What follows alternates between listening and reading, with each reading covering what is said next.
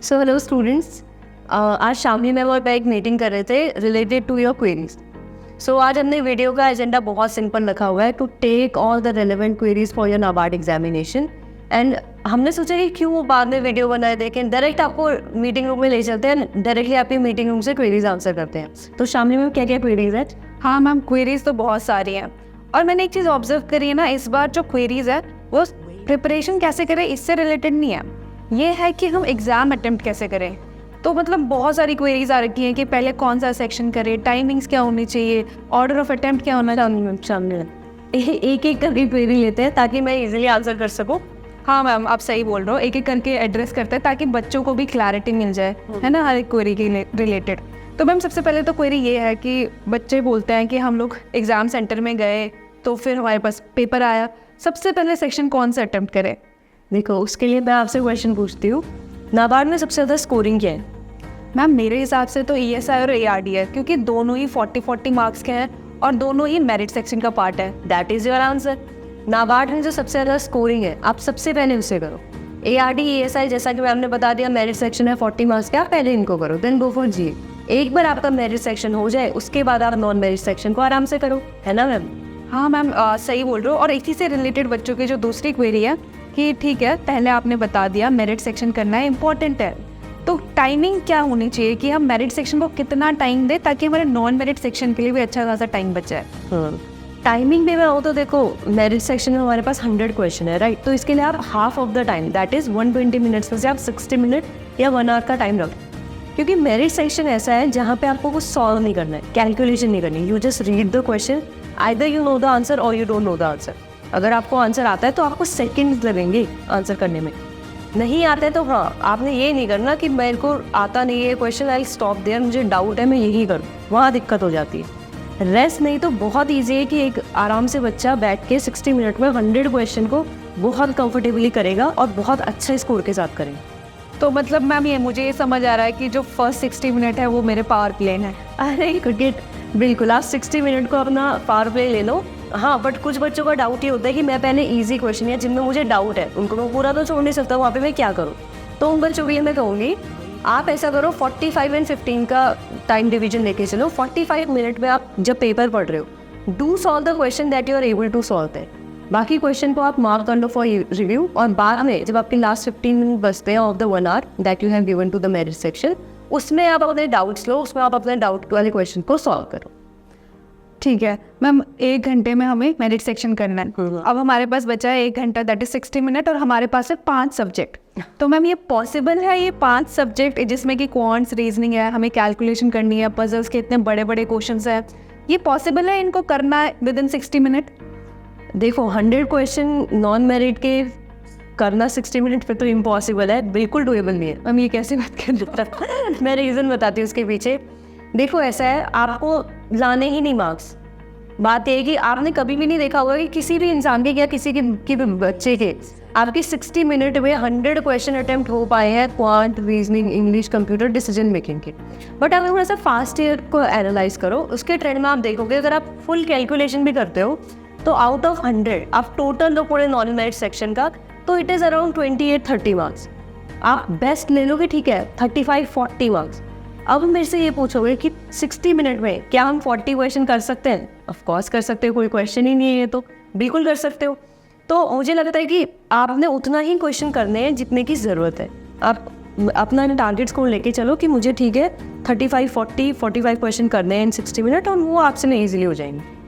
ठीक है मैम, ये समझ आ गया कि नॉन मेरिट सेक्शन में जितने ज़रूरत है उतने क्वेश्चन करने हैं। पर मैम टारगेट स्कोर क्या होना चाहिए इंडिविजुअल सब्जेक्ट को? अगर हम देखें नॉन मेरिट में कि हमारा quant, reasoning, English, computer awareness, फिर डिसीजन मेकिंग, इसमें इंडिविजुअल सब्जेक्ट का टारगेट स्कोर कितना होना चाहिए?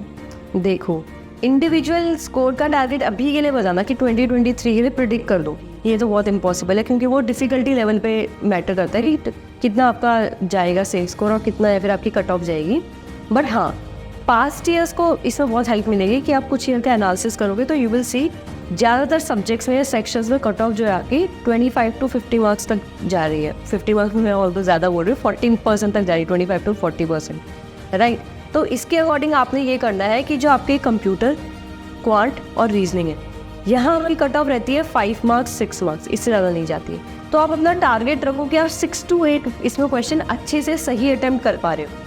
अगर पेपर बहुत डिफिकल्ट है तो आप कोशिश करो कि 6 क्वेश्चन आप कर पाओ। अगर आपने 6 मिनट में 6 क्वेश्चन कर लिए then go for 2 extra question, आप 8 तक जाओ, क्योंकि अगर पेपर ईजी है तो कट ऑफ थोड़ी सी हायर रहेगी। Coming to your decision making में आप नोटिस करोगे कि कट ऑफ बहुत ज़्यादा नहीं जाती है। The cut off is around 1 marks 2 marks 3 marks, right.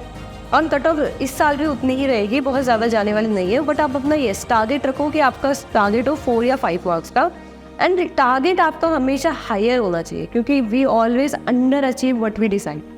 तो मुझे लगता है कि 4 सब्जेक्ट आपके हो गए, 1 सब्जेक्ट और बचा है, दैट इज़ इंग्लिश।